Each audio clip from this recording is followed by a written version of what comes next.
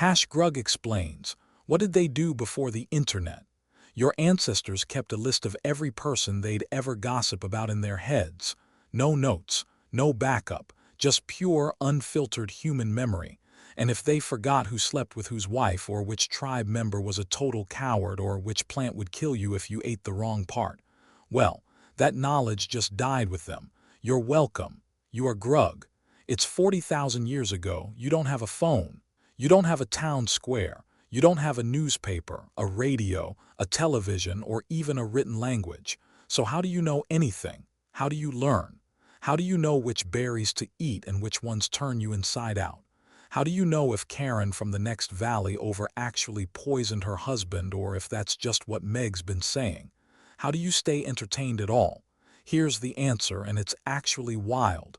All of human knowledge, all of the gossip, all of the entertainment, all of the status and reputation in your entire world lived in one place. Other people, specifically people sitting around a fire. The campfire was the first social network, and it was absolutely ruthless. Let's set the scene. You live in a band of maybe 20 to 30 people. You know all of them. You know where they sleep, what they eat, who smells the worst after hunting, and definitely who has beef with who. There is zero privacy. You live in caves or simple shelters. If someone is sick, everyone knows. If someone is horny, everyone definitely knows. If someone is a liar or a coward or secretly really good at finding mushrooms, the entire community has opinions about it. These opinions are currency. Every single night when the sun goes down and the temperature drops, everyone gathers around the fire. Not because it's cozy, because if you're not at the fire, you die. The fire is warmth. The fire is safety from predators. The fire is light. And the fire is where everything happens. Around this fire, people talk. They tell stories. They gossip. They argue. They teach. They entertain each other for hours. Every single night. This is not a choice. This is survival. And this is where civilization actually starts. Here's where it gets crazy. Archaeological evidence suggests that before the cooking fire became common, before humans were gathering around flames regularly, human brains were actually smaller. Once we started cooking, our guts could digest food more efficiently, which freed up energy for our brains to grow. But here's the thing. The fire didn't just cook food, it cooked culture. For the first time, humans could sit together in darkness and talk for hours. We developed language not because we needed it to hunt. Animals hunt fine in silence. We developed language because we had nothing else to do but sit in the dark and talk. So what did you actually learn around this fire? Everything. If you wanted to know how to make a better spear, someone had to tell you. There was no YouTube tutorial. Some old guy who's really good at spears has to sit next to you and describe in words what makes a good spear. The napping technique, the weight, the balance, the wood that works best depending on the season. He has to tell you the story of the one time he used the wrong wood and the spear broke and he almost died, so you remember not to do that.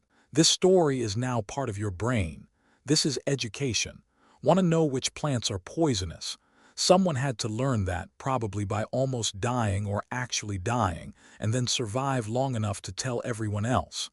Don't eat the red berries from the plant with the spotted leaves. Grok ate those once and his mouth swelled up and he made a sound like a dying seal for 3 days. Now you know. The knowledge is in the story. And that story gets told again and again until everyone knows it. But here's the crazy part. This system had a catastrophic flaw. If the person who knew how to make the best tools, or who knew which plants healed infections, or who knew how to navigate to the good hunting grounds, if that person died, the knowledge died with them. There was no backup, no written instruction manual, no passing down a video file, just gone. Some cultures probably figured this out through painful trial and error. They might have realized, okay, we need Grok to teach the young people everything he knows before he gets eaten by a cave bear. Mentorship, apprenticeship. The concept of passing down knowledge through direct teaching became critical, and it still is. Different ancient cultures figured out wild workarounds for this problem. Some developed elaborate oral traditions where certain people became living libraries. In indigenous Australian cultures, knowledge keepers could recite entire maps of the land, complete with songs and stories that encoded hunting routes, water sources, and spiritual significance. They had memory techniques so advanced that they could remember thousands of songs and stories word for word. These weren't tricks. These were years of training. The person became the database. Other cultures carved things into rocks or bone, not writing, that came later, but marks, tallies, a way to keep score or remember a kill count or mark the seasons. Around 15,000 years ago, some humans started keeping track by marking bone. Was it writing? No. Was it the thought that maybe, just maybe, we should write something down? Yeah, that's the ancestor of writing right there. And while all of this knowledge sharing is happening, something else is going on around the fire: status games. Pure, unfiltered social hierarchy being negotiated in real time. Remember, there is no privacy. There are no secrets. If you're good at hunting, everyone knows. If you're bad at hunting, everyone knows. If you're really good at telling stories, people want to sit next to you. If you're annoying and you talk too much, people will sit on the other side of the fire.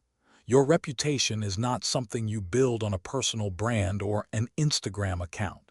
It's something whispered about when you're not in the room and then immediately said to your face when you walk back in. Status was the only currency that mattered, and it was determined by consensus. And here's what's absolutely bonkers. This fire-based system was so effective at spreading information and maintaining social cohesion that it's basically what modern social media is trying to recreate. Except now, it's algorithmic instead of just Karen from the next valley over spreading a rumor. Now it's a feed instead of people sitting in a circle. Now it's instantaneous instead of taking 3 seasons for information to travel between tribes. But the core mechanism is identical. People sharing information about people, arguing about status, telling stories to entertain, spreading gossip, building coalitions, and ostracizing people who break the rules. Around the fire, if you became genuinely unpopular enough, you'd be exiled. No vote, no formal process, just everyone refusing to sit near you until you got the hint and left. And if you left the tribe in the ancient world, your life expectancy dropped dramatically. You couldn't hunt alone. You couldn't defend yourself. You were basically a snack for whatever prehistoric monster found you first. So social ostracism wasn't just embarrassing. It was lethal. This is why humans are so obsessed with what other people think. Literally, for millions of years, what other people thought about you determined whether you lived or died. That's not just a preference. That's coded into our brains so deeply that we can't turn it off. Now, people didn't gather around the fire just to exchange survival information and play status games. They also needed to not go insane, because life was actually horrifying. You didn't know if you'd eat tomorrow. Your friend might get infected with a wound and there's nothing you can do about it except watch.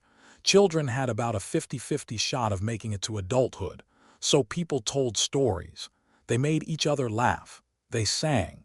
They danced. And yes, this is where it gets weird. They probably did a lot of sitting around getting intoxicated. Fermented berries.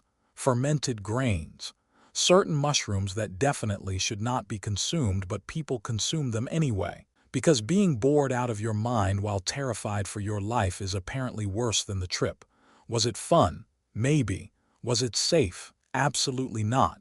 But the point is, people have always been looking for a way to escape, to feel different, to entertain themselves. The campfire enabled that. It was the original party, every night. And honestly, it worked.